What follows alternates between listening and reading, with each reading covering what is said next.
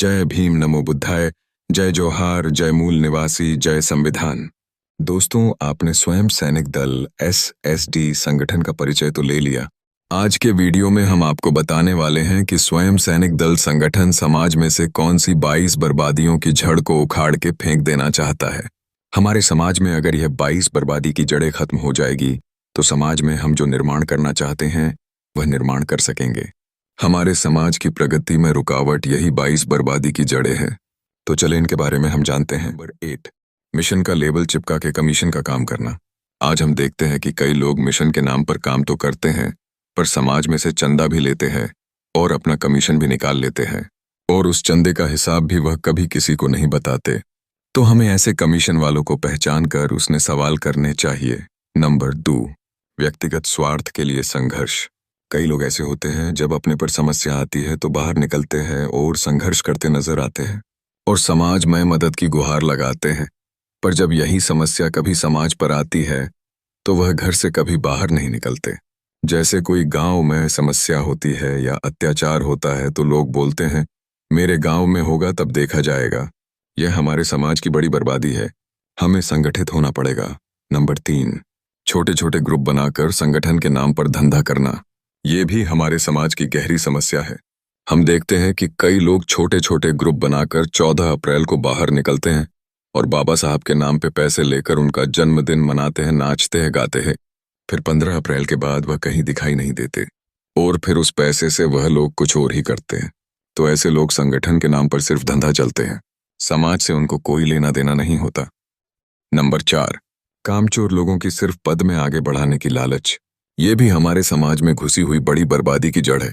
आज हम देखते हैं कि लोग पद के लालच में किसी भी संगठन में जुड़ जाते हैं, फिर थोड़ा सा नाम मिलता है तो किसी पार्टी में पैसे के लालच में जुड़ जाते हैं। ऐसे लोग समाज का कुछ भला करने नहीं आते, वे सिर्फ पद और पैसे की लालच में ही जुड़ते हैं। इसी कारण स्वयं सैनिक दल ने कोई पद रखा ही नहीं। यहाँ सब समान और सब एक ही है। नंबर 5, पान, मसाला, गुटखा। जिस इलाके में बर्बादी के एक भी कारण नहीं होंगे वह सुखी होंगे। वहां के युवा आलसी लोगों को बचा पाएंगे। आज हम देखते हैं कि हमारे समाज में युवा वर्ग में सबसे ज्यादा नशा की बर्बादी घुस गई है। आज हमारे समाज के युवा पान, गुटखा, दारू जैसे नशे में चूर रहते हैं। वह इस नशे में अपना सारा पैसा बर्बाद कर देते हैं। अपने बच्चों को अच्छी शिक्षा नहीं दिला सकते, पर नशे करने के लिए कई से भी पैसे लाते हैं। फिर ऐसे युवा गलत मार्ग पर चढ़ जाते हैं और अपना जीवन बर्बाद करते हैं। अगर लोग नशा करना छोड़ देंगे तो उनका जीवन सुखमय बनेगा, अपने बच्चों को वह अच्छी शिक्षा दे पाएंगे। तो ये संगठन युवाओं को नशे से दूर कर महानायकों की विचारधारा समझाता है और उन्हें अच्छे मार्ग पर लाने की कोशिश करता है। नंबर 6, चिड़िया, चौराहा और अड्डों पर बैठे हुए संस्कारहीन लोग। कई लोग अपने फालतू समय में चौराहे पर बैठे बैठे आने जाने वाली हमारी ही बहन बेटियों पर गंदे कमेंट करते हैं। फिर यही लड़ाई का कारण बनता है। लोग अपना काफी समय ऐसे चौराहे और अड्डों पर बिता देते हैं, जो समाज में पड़ी एक बर्बादी की जड़ है। नंबर 7, स्वमान और स्वाभिमान के प्रति अज्ञानता। ये भी एक बर्बादी है। हमारे समाज के कई लोग अपने स्वमान और स्वाभिमान को कभी नहीं पहचानते। अगर हमारे भाई से कोई गलती हो जाए और वह हमें अपने कोई प्रसंग में बुलाए तो हम जाते नहीं, पर जब कोई और ऊंची जात वाला व्यक्ति हमें रास्ते में चलते चलते अपने प्रसंग में आने को बोल दे तो हम बिना सोचे समझे चले जाते हैं, चाहे वहां उसे कोई इज्जत मिले या ना मिले। तो पहले अपने स्वाभिमान और सम्मान को पहचाने। नंबर 8, आमदनी अठन्नी, खर्चा रुपया जैसे युवा वर्ग की जीवन शैली, जो कर्ज, झगड़ा, आत्महत्या का कारण है। आज समाज के लोग अपनी आमदनी से ज्यादा पैसे खर्च करते रहते हैं। आज देखा देखी से लोग ज्यादा प्रभावित होकर समाज में उच्च दिखने के लिए पैसे खर्च करते हैं। युवा वर्ग बिना सोचे समझे लोन लेकर भी खर्चा करते हैं। जब खर्चा बढ़ जाता है तो कर्ज के कारण समाज में की आत्महत्या के बनाव बनते हैं। अगर आज लोग अपने खर्च पर नियंत्रण रखेंगे तो वह अपना और अपने परिवार का विकास कर सकेंगे। नंबर 9, समाज में व्यसन फैला रहे गलत लोग और मवाली लोगों की टोलियां।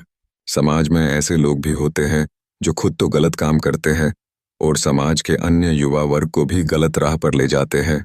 ऐसे मवाली लोग और उनकी टोलियां हमारे समाज को सबसे ज्यादा नुकसान पहुंचाती है।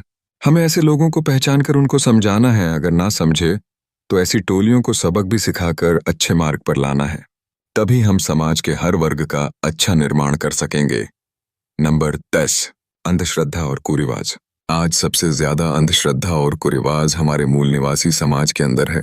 आज भी लोग पाखंड बाबा के चक्कर में पड़ते हैं। समाज में चली आई कुरीतियों को छोड़ते नहीं। हम देखते हैं आज भी कई जगह अंधविश्वास में लोग अपने घर को तबाह कर देते हैं। हमारी समाज की स्त्रियों में सबसे ज्यादा अंधविश्वास पड़ा है।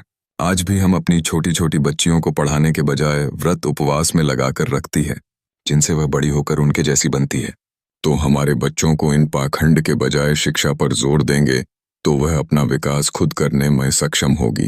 क्योंकि जब किसी लड़की को कोई लड़का देखने आता है तो वह यह नहीं पूछता कि लड़की ने कितने व्रत और उपवास किए। नंबर 11, जाति, पेटा जाति, प्रदेशवाद इस समाज को केंद्र लेवल पर 85% से पॉइंट में ही परिवर्तित होते हैं, ऐसा बनाते। बाबा साहब ने कहा था कि संगठित बनो, पर आज हमारा समाज जातियों के संगठन में बट गया। कांशीराम साहब भी कहते थे कि जातियों के संगठन समाज को नुकसान करते हैं। हम आज भी चमार बुनकर वाल्मीकि जैसे एससी कम्युनिटी में बटे हुए हैं। आज एससी, एसटी, ओबीसी और माइनॉरिटी को जोड़ा जाए तो हम 85% में आते हैं, फिर भी 15% लोग हम पे राज कर रहे हैं। तो हमें सबको एक होना है। यही काम मान्यवर कांशीराम साहब ने किया था और यही काम हमारा संगठन करना चाहता है। नंबर 12, समाज को खुद के गलत, खराब, गोरख धंधे के झगड़े में शामिल करते हैं। समाज में कई लोग गलत और खराब काम करते हैं और फिर उनको कुछ समस्या हो जाए तो वहीं लोग समाज के बीच आकर मदद मांगते हैं और फिर समाज को गलत बोलने का काम करते हैं। हमें ऐसे लोगों से बचने की काफी जरूरत है। ऐसे लोगों को पहचान करने की जरूरत है। यह भी हमारे समाज की बर्बादी है। नंबर 13, शिक्षा का अभाव, बेरोजगारी का प्रभाव। आज शिक्षा का हमारे समाज में काफी अभाव है।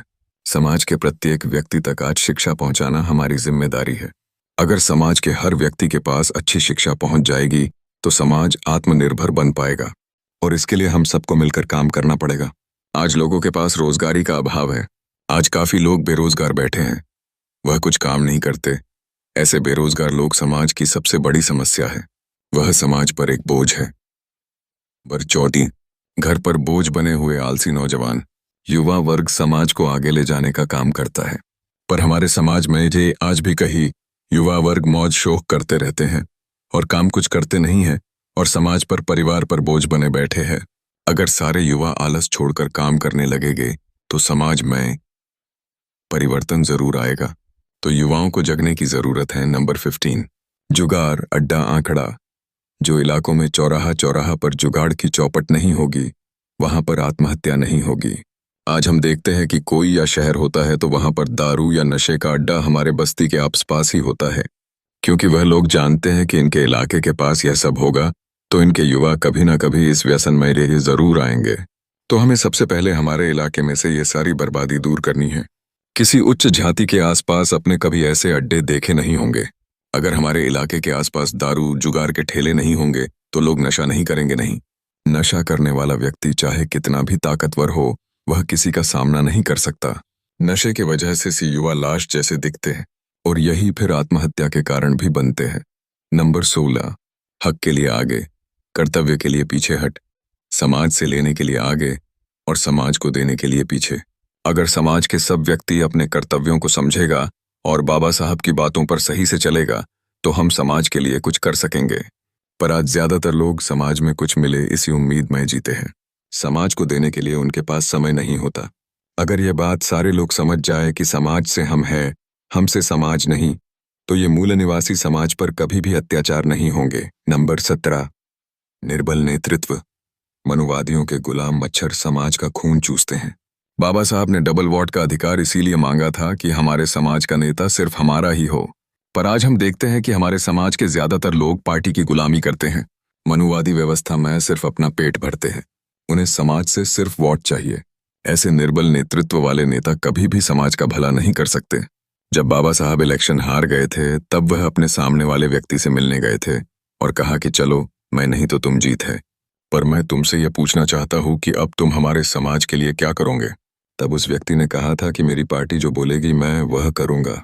तो कहीं ना कहीं आज के नेता यही तो कर रहे हैं। हमारे समाज पर अत्याचार होते हैं तो कुछ को छोड़कर ज्यादातर नेता चुप ही रहते हैं। तो समाज में ऐसे नेताओं को पहचानने की जरूरत है। एसएसडी हर बार ऐसे नेताओं से सवाल करता है। नंबर 18, गलत मार्ग बताता हुआ धर्म, शुद्ध और नीचता का लेबल देता हुआ धर्म। हमारे समाज को सबसे ज्यादा समझने की जरूरत यह है कि हम लोग जिस धर्म ने जीते हैं वही धर्म हमें नीचता का लेबल देता है। हमारे पर अत्याचार भी यही धर्म में लोग करते हैं। घोड़ी पर से नीचे उतरना, मंदिर में जाने से मारना, ये सब काम यही जातिवादी आतंकवादी लोग करते हैं। इसलिए बाबा साहब के कहा था कि जो धर्म तुम्हें नीचता का लेबल देता हो तुम उस धर्म को लात मार दो। और इसलिए बाबा साहब ने 1956 में हिंदू धर्म को लात मारकर बौद्ध धर्म को अपनाया था। पर आज भी हमारे लोग इस धर्म की पूंछ पकड़कर खड़े हैं। ये धर्म के लोग इन्हें मारते हैं, इन्हें नीचा दिखाते हैं, बहन बेटियों की इज्जत लुटते हैं, फिर भी लोग इसका नाम लेना नहीं छोड़ते। तो हमें ये रास्ता बदलकर बाबा साहब ने जो रास्ता दिया है वह अपनाना होगा। बौद्ध धम्म में ना ऊंच है ना नीच, सब समान है। विज्ञान को मानने वाला धम्म, यह हमें समझने की जरूरत है। नंबर 19, बुद्धिजीवी शिक्षित लोगों की निष्क्रियता में जवाबदारी और गद्दारी। बाबा साहब का कारवां आगे बढ़ाने की जिम्मेदारी आज के पढ़े लिखे लोगों की है। कुछ लोग ये काम कर रहे हैं, पर ज्यादातर पढ़े लिखे लोग बाबा के संघर्ष के बदौलत नौकरी तो ले लेते हैं, पर घंटी बजाने पहले चले जाते हैं। वह लोग अपनी सामाजिक जिम्मेदारी नहीं निभाते और सिर्फ अपनी बीवी टीवी में उलझे रहते। अगर समाज का पढ़ा लिखा हर व्यक्ति बाबा साहब के रास्ते पर चलता तो आज समाज की दशा और दिशा कुछ और होती। कबीर साहब कहते थे कि बड़ा हुआ तो क्या हुआ, जैसे पेड़ खजूर, पंथी को छाया नहीं, फल लागे अति दूर। यानी पढ़ा लिखा आदमी अगर समाज के कुछ काम नहीं आता तो वह खजूर के पेड़ जैसा है। खजूर का पेड़ पंथी को छांव भी नहीं देता और उस पर चढ़कर फल भी नहीं ले सकता।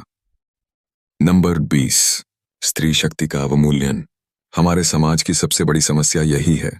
आज हमारे समाज में स्त्रियों को जितना मान सम्मान और शिक्षा मिलनी चाहिए उतनी नहीं मिल पाती। हम स्त्रियों को हर काम में पीछे रखते हैं। आज ज्यादातर समाज में लोग स्त्रियों को आगे तक नहीं पढ़ाते। घर में स्त्रियों का अवमूल्यन होता है। अगर हम अपनी स्त्रियों को आगे बढ़ाएंगे तो समाज का अच्छा विकास होगा और समाज आगे बढ़ेगा। बाबा साहब को किसी ने पूछा था कि आप किस समाज को प्रगतिशील मानते हो। बाबा साहब ने उत्तर दिया था कि जिस समाज की स्त्रियां ज्यादातर पढ़ी लिखी और समझदार होती हैं वह समाज ज्यादा प्रगति पर होता है। तो हमें भी अपनी स्त्रियों को अच्छी शिक्षा देनी चाहिए और हर क्षेत्र में उनका मनोबल बढ़ाना चाहिए। नंबर 21, जिस क्षेत्र में एक भी अड्डा नहीं होगा वहां के लोगों में अमन, शांति और संस्कार होंगे। युवा वर्ग युवा होगा, जिंदा लाश जैसा नहीं होगा। दारू समाज की सबसे बसी बर्बादी है। जिस घर में ये नशा नहीं होगा उस घर में कभी भी लड़ाई नहीं होंगी। इस घर समाज में शांति और अमन होगा। युवा युवा जैसे लगेंगे, वह जिंदा लाश जैसे नहीं दिखेंगे। हमारा कोई हट्टा कट्टा भाई जिसे कोई सुबह दिखे तो उसे ऐसा लगता है कि ये 3-4 लोगों को अवश्य मार सकता है, पर जब शाम को वहीं भाई दारू की नशे में घर आता है तो 3-4 लोग उसे पकड़ कर लाते हैं। नंबर 22, इतिहास के सही नायकों से अज्ञान और गलत दुश्मनों की पूजा। ये बर्बादी हमें बड़ी सरलता से समझनी है। किसी ने कहा है कि मारने वाले से बचाने वाला ज्यादा बड़ा होता है और हमें उसके पास जाना चाहिए। पर आज हमारे समाज के लोग इस बात को नहीं समझते और गलत दुश्मनों की पूजा करते हैं। हमें पढ़ने का, लिखने का, समाज में रहने का, पानी पीने का, बोलने का और जीने का, ये सब अधिकार हमारे मूल निवासी महानायकों जैसे बाबा साहब, ज्योतिबा, सावित्रीबाई, शाहूजी महाराज, रविदास, मेघमाया, गौतम बुद्ध, कांशीराम साहब, बिरसा मुंडा जैसे महान पुरुषों ने दिया। फिर भी हम इनकी बात ना मानकर गलत लोगों की पूजा करते हैं जिसने कभी हमें कोई अधिकार नहीं दिए। तो समाज के हर व्यक्ति को गलत लोगों की पूजा नहीं करनी चाहिए और अपने बच्चों को भी अपने महानायकों के बारे में बताना चाहिए, क्योंकि बाबा साहब ने कहा था, जो समाज अपना इतिहास नहीं जानता वह समाज कभी भी अपना इतिहास नहीं बना सकते। तो दोस्तों, कहीं ना कहीं हमारे समाज में ऐसी 22 प्रकार की बर्बादी है जो पड़ी हुई है और एसएसडी का गोल है कि हम समाज में से पहले इस 22 प्रकार की बर्बादियों को खत्म करेंगे और इसके लिए स्वयं सैनिक दल 365 दिन समाज के लोगों के बीच जाकर मेहनत करता है। तो दोस्तों, मिलते हैं नए वीडियो में स्वयं सैनिक दल एसएसडी के एजेंडे क्या है वह लेकर। सभी साथियों को जय भीम, नमो बुद्धाय, जय जोहार, जय मूल निवासी, जय संविधान।